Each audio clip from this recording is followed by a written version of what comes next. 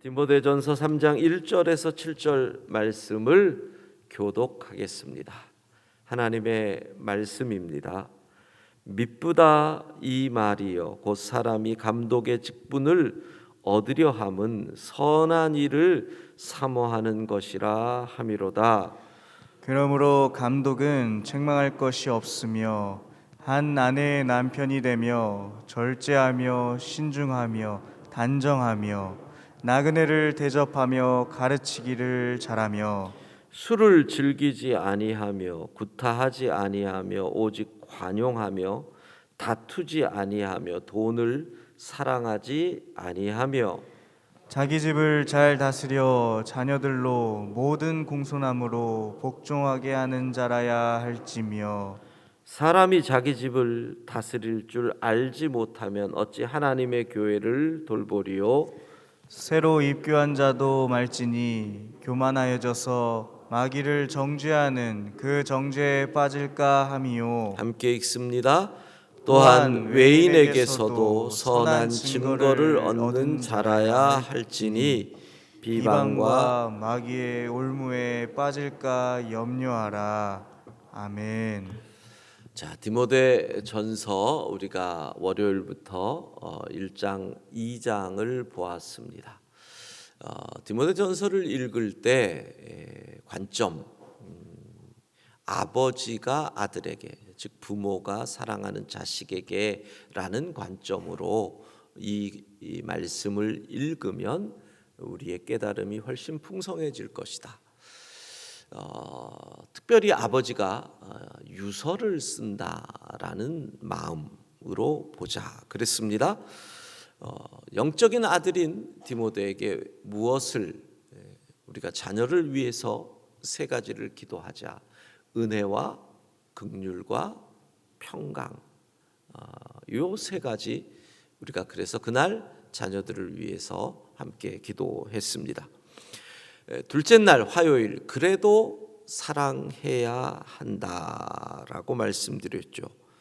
그러나 청결한 마음, 선한 양심, 거짓 없는 믿음에서 나오는 사랑으로 사랑해야 한다. 수요일입니다. 양심을 버리고 믿음이 파선한 후메니오와 알렉산더와 같이 안 되기 위해서 믿음, 착한 양심, 훈계로 선한 싸움을 싸우자, 이런 말씀.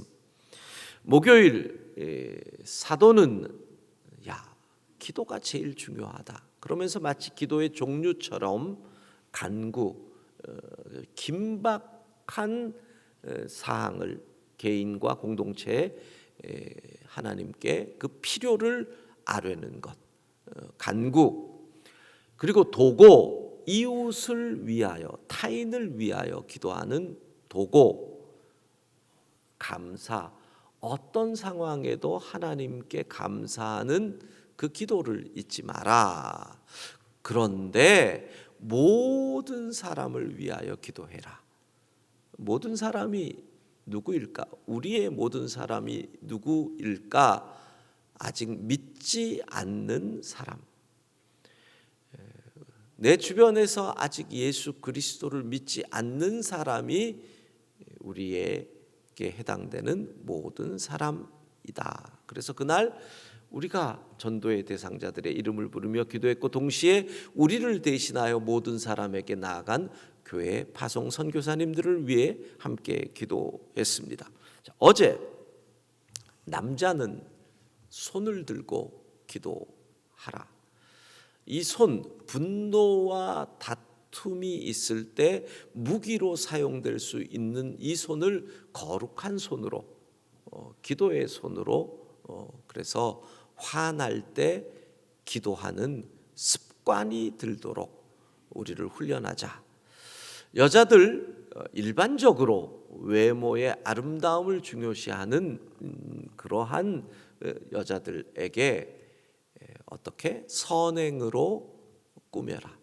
선행으로 단장하는 것이 하나님 보시기에 아름다운 일이다.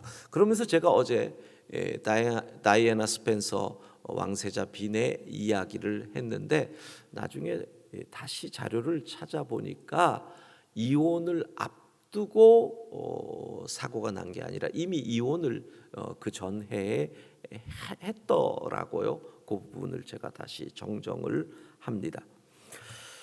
그런데 어제 남자와 여자에 관한 말씀 이후에 사도는 여자는 조용히 순종해라.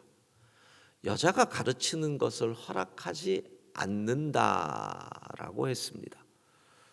사실 연세 드신 분들은 하나님의 말씀에 대한 권위가 워낙 크게 있기 때문에 이런 게 거의 문제되지는 않는데 실제로 어제 조금 대화를 했는데 젊은 청년들이나 젊은 여자분들은 이 말씀에 대한 거부감이 아주 컸습니다. 이렇게 어떻게 하나님의 말씀이 어떤 이 편견 속에 있다라는 그런 부분들을 우리가 어떻게 해석해야 하느냐. 심지어 어떤 분들은 도대체 목사님이 어떻게 해석하는지 한번 궁금해서 더 귀를 기울였다. 이런 분들도 있었습니다. 성경을 풀어가는 대전제가 성경은 성경으로 푼다라는 거지요. 그런데 같은 성경에 나오는 말씀이 서로 상반되어 부딪힐 때 그때 우리는 무엇을 구별해야 한다? 원리, 원칙이냐 아니면 적용이냐. 왜? 적용은 원칙을 따라가야 하거든요. 그런데 시대와 지역, 상황에 따라서 이 적용이 조금씩 질서라는 부분이죠. 천천히 나아가기도 하고 조금 빨리 나아갈 수도 있는 거죠. 우리나라에 복음이 들어오고 나서 수많은 차별을 없앱니다. 교회 내에서. 그러나 그 차별을 하루아침에 해방 그러지는 않잖아요. 여성들의 신분을 상승하고 차별을 없애기 위해 교회가 수많은 노력을 해서 이제 복음이 들어와 가지고 거의 120년이 지난 이후에 우리 교단은 여성 안수가 허용이 되지요. 그런데 들어오자마자 아직도 남존 여비가 있는 곳에서 그렇게 하면 여성들부터 수용하기가 어렵습니다. 우리 교회 여성 장로님 2분이 계시지만 장로 투표를 할 때마다 가만히 이렇게 나중에 이야기를 들어보면 반대표를 던지는 분들의 많은 분들이 여자분들이에요. 우리가 농담처럼 하는 말이 여자의 적은 여자다. 이런 얘기 하잖아요. 지금도 그런 상황이 물론 다양한 이유가 있겠지만 지금도 그런데 140년 전에 여성이 교회에서 앞장서고 이랬다가는 복음이 들어올 수도 없기 때문에 질서를 가지고 들어오는 거죠. 이러한 문제들 언론에서 러시아의 이 세대 간의 갈등이 우크라이나 전쟁 때문에 심각해졌다라는 기사를 보았습니다. 젊은 세대들은 인터넷과 SNS를 통해서 지금 우크라이나 전쟁의 실체를 제대로 파악을 하고 있는 거죠.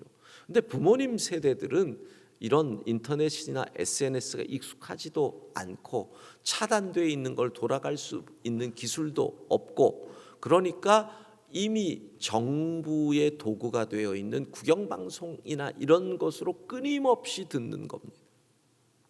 그래서 마치 우리 선거할 때 젊은 세대랑 이렇게 충돌이 있는 것처럼 젊은 세대들은 이 전쟁 말도 안 된다 막 부모님들한테 그러면 들은 대로 아니 우크라이나가 나토에 가입해서 도리어 우리를 위협하니까 이건 우리를 지키기 위한 전쟁인데 너는 애국심도 없고 그래서 부모와 자식이 아예 볼 생각을 안 할 정도로 심각한 갈등 가운데 있다라는 기사를 봤거든요. 마찬가지입니다. 복음이 들어와서 그 시대와 그 지역의 문화에 따라서 그 복음이 질서 있게 한 단계 한 단계 들어가는데 특별히 보수적이고 생각이 굳어 있는 분들에게 그대로 들어가면은 아예 튕겨 나가는 것이죠.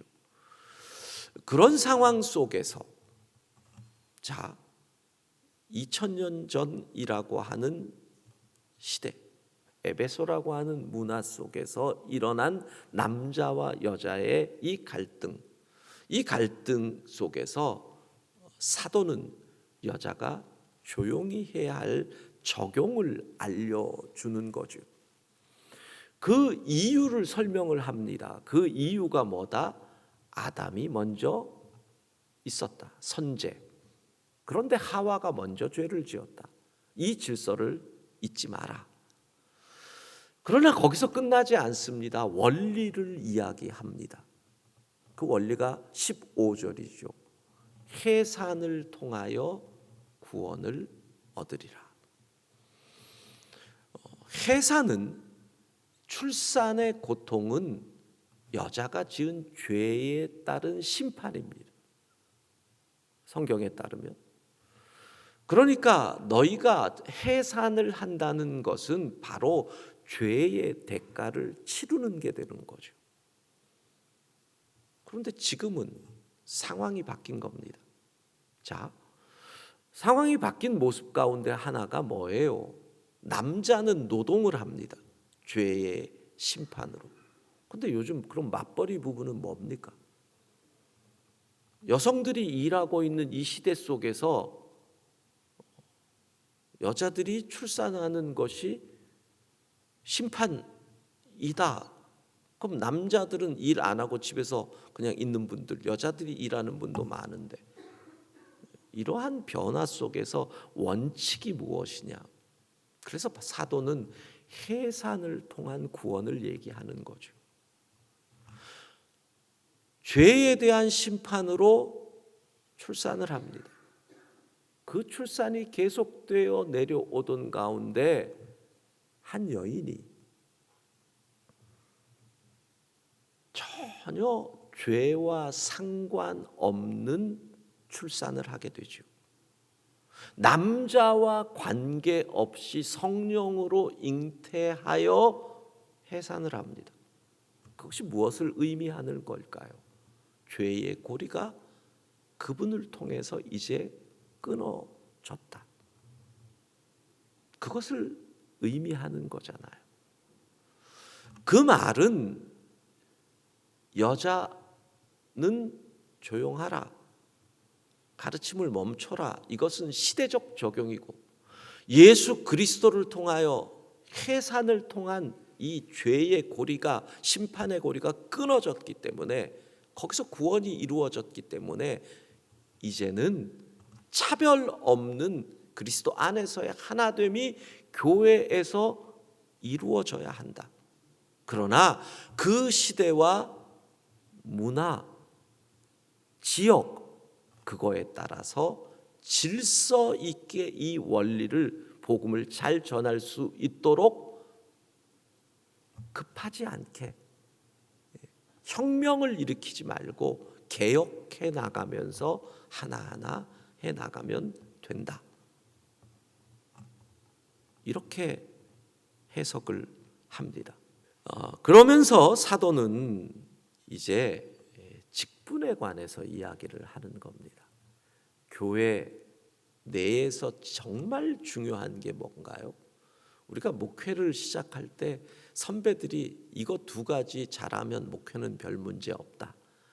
여기서 문제가 생긴다. 하나는 교회 건축하는 거, 또 하나는 직분자 세우는 것. 물론 여기는 감독이니까 목회자에 관한 부분이지요. 그러나 어쨌든 직분에 대한 근본이 여기에 다 나와 있습니다. 먼저는 이렇게 얘기합니다.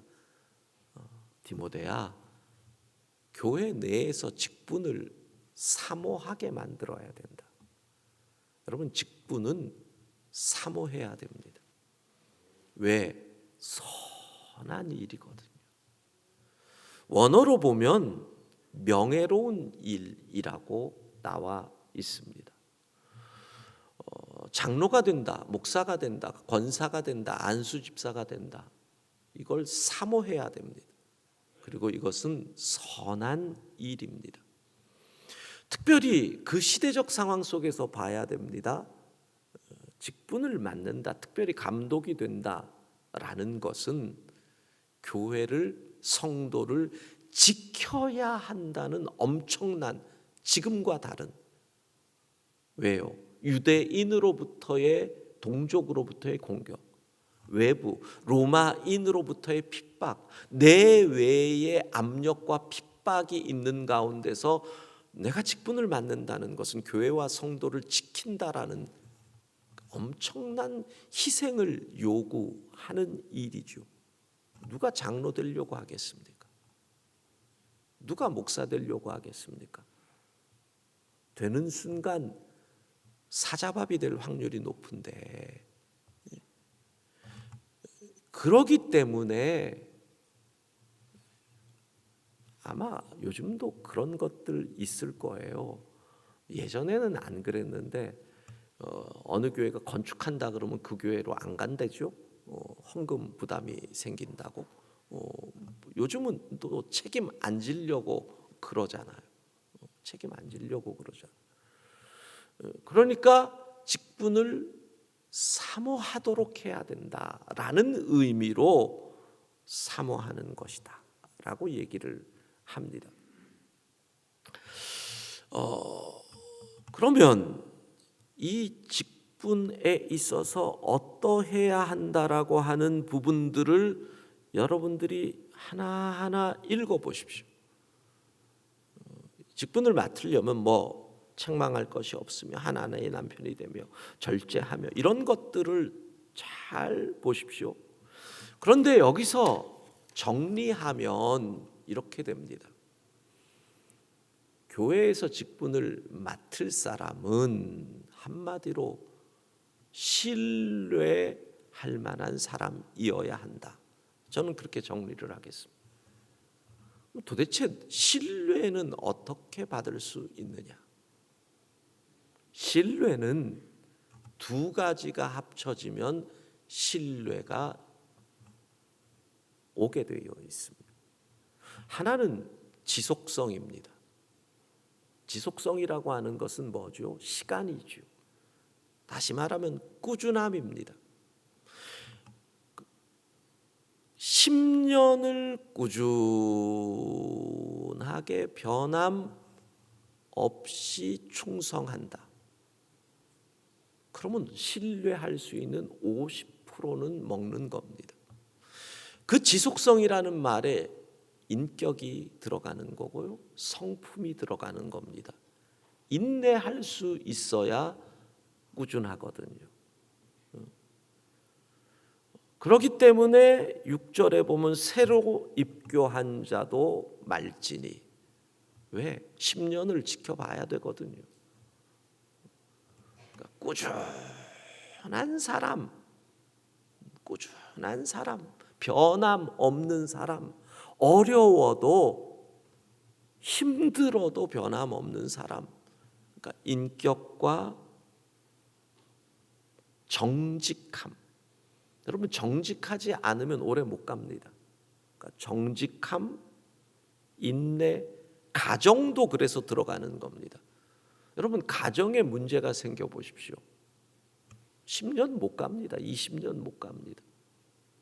제가 어느 교회의 장로님들 은퇴하는 은퇴식에 가서 저보고 축사를 해달라 그래서 축사를 할 때 그렇게 했습니다. 진짜 축하할 일입니다. 한 교회에서 70이 될 때까지 장로로 은퇴한다라는 것은 하나님이 건강의 복을 주셔도 무엇보다도 가정이, 그래서 물어봤어요. 장로님 가운데 바람핀 분 없죠? 그랬더니 없다 그러더라고요. 교인들도. 보세요. 그런 일 생겨서 가정에 문제 생겨보면 어떻게 그분이 끝까지 갈 수 있어요? 그러니까 가정도 문제가 없어야 돼. 가정에 대한 이야기도 나오잖아요. 그러니까 지속성이라고 하는 것, 건강도 하나님이 지켜주시죠. 정직해야 되죠. 꾸준하니까 인격을 10년, 20년 지나면 인격도 다 드러나거든요. 그 지속성에 뭐가 또 포함이 돼야 신뢰를 이룹니까? 실력입니다. 믿고 맡길 수 있는 실력. 저분에게 맡기면 모든 것이 해결된다라고 하는 능력. 그러니까 지속성과 실력을 갖추면 우리는 그 사람을 신뢰하게 됩니다. 근데 이것은 사람에게 쓰는 표현인데 하나님도 그렇습니다. 우리는 하나님을 믿습니다. 왜? 하나님 변함없으시거든요. 천년 만년이 지나도 그분의 사랑은, 그분의 은혜는, 그분은 변함이 없습니다. 이게 지속성이잖아요. 그리고 능력, 능치 못하실 일이 전혀 없잖아요. 천지를 창조하신 하나님, 모든 것을 하실 수 있습니다. 그러니까 하나님의 그 변함없으심과 그 하나님의 능력이 합쳐지니 우리는 하나님을 믿습니다. 그렇게 되는 거잖아요. 누구를 뽑습니까? 신뢰할 만한 사람을. 그렇게 되는 겁니다. 직분은 결코 명예가 될 수가 없습니다. 직분을 감당한 결과가 명예로 오는 거지. 그런데 지금 한국교회의 가장 큰 문제는 직분이 계급처럼 되고 있다는 거잖아요. 가장 웃긴 이야기가 한국의 침례교회도 교파가 몇 개 있는데 그 중에 어느 교파는 장로님이 있다는 겁니다. 이게 진짜 웃긴 얘기거든요. 침례교는 그 교단의 교리상 장로의 역할을 안수 집사가 합니다. 전 세계의 대한민국에만 있는 일입니다. 왜? 바깥에서 친구들 만나면 이런 데입니다. 너 아직까지 집사야? 언제 장로 돼? 이런 데는 거예요. 외부에서 다른 교회 다니는 사람들하고 만나서 식사 기도할 때 그런 데는 겁니다. 장로님이 기도해야지 이렇게 얘기 안 되는 겁니다. 그러니까 자기가 안수 집사인데 뭔가 좀 계급이 낮은 것 같은 느낌이 든다는 거죠. 이게 얼마나 웃긴 얘기입니까? 안수 집사가 장로의 역할을 감당하는 교단이 침례교인데